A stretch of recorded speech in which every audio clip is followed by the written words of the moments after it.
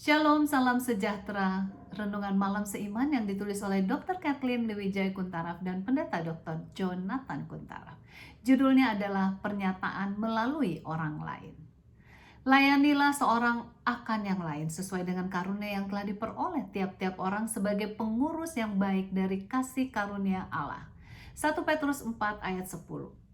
Salah satu cara yang sangat berpengaruh untuk mengenal Tuhan adalah melalui orang percaya yang telah diubahkan. Walaupun tidak ada orang yang sempurna di hadapan Tuhan, namun bila kita membawakan tabiat Allah Bapa yang penuh dengan kasih, maka banyak orang akan mengenal Tuhan melalui kehidupan kita. Adalah salah satu rencana Allah agar tabiatnya dapat dinyatakan oleh orang yang percaya kepadanya. Dalam Ibrani 10 ayat 24 sampai dengan 25 disebutkan, dan marilah kita saling memperhatikan supaya kita saling mendorong dalam kasih dan dalam pekerjaan baik. Janganlah kita menjauhkan diri dari pertemuan-pertemuan ibadah kita seperti dibiasakan oleh beberapa orang, tetapi marilah kita saling menasehati dan semakin giat melakukannya menjelang hari Tuhan yang mendekat.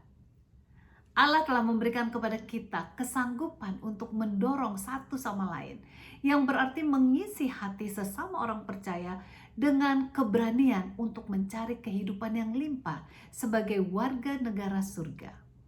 Allah telah memberikan kesanggupan kepada kita melayani satu sama lain dalam kasih dan perbuatan yang baik. Dengan demikian, kita memberikan pengabdian kita sepenuhnya kepada Yesus dalam kata-kata dan perbuatan.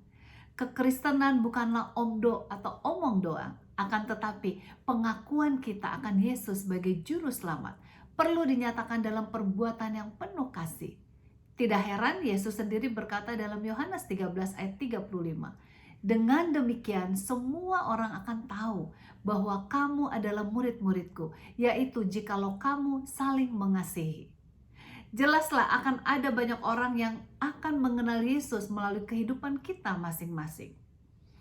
Paulus sendiri berkata di dalam 2 Korintus 4 ayat 5 sampai 7, sebab bukan diri kami yang kami beritakan, tetapi Yesus Kristus sebagai Tuhan dan diri kami sebagai hamba-Mu karena kehendak Yesus. Sebab Allah yang telah berfirman, dari dalam gelap akan terbit terang. Ia juga yang membuat terangnya bercahaya di dalam hati kita, supaya kita beroleh pengetahuan tentang kemuliaan Allah yang nampak pada wajah Kristus. Tetapi harta ini kami punya dalam bejana tanah liat, supaya nyata bahwa kekuatan yang melimpah-limpah itu berasal dari Allah, bukan dari diri kami. Tuhan telah memberikan kepada kita kemuliaannya, serta kesanggupan untuk menyatakan Yesus melalui kata-kata dan perbuatan kita. Walaupun kita bukanlah orang yang sempurna, namun Tuhan dapat mengubahkan kita sehingga kita dapat menjadi saksi yang berkuasa.